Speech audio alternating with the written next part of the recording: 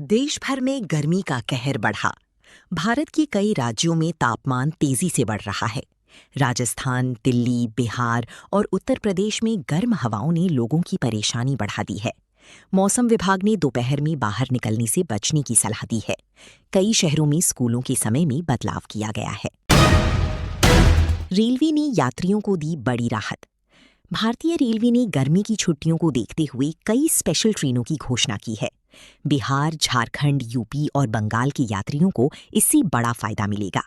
Ticket booking शुरू हो चुकी है और यात्रियों में खुशी का माहौल है। सोने और चांदी के दाम में बदलाव। आज देश भर के सर्राफा बाजारों में सोने और चांदी की कीमतों में हलचल देखी गई।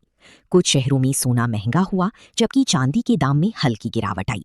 शादी सीजन में खरीदारी करने वालों की नजर बाजार पर बनी हुई है। स्कूलों में नई छुट्टियों का ऐलान।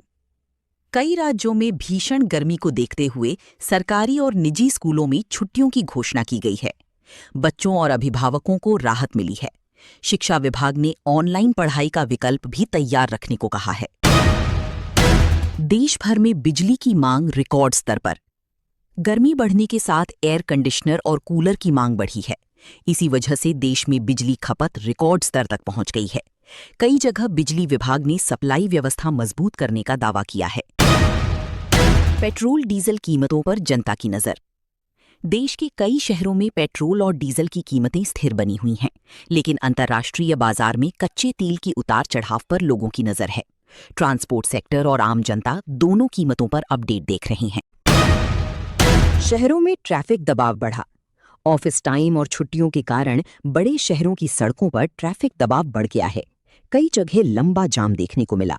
ट्रैफिक पुलिस ने वैकल्पिक मार्ग अपनाने की सलाह दी है।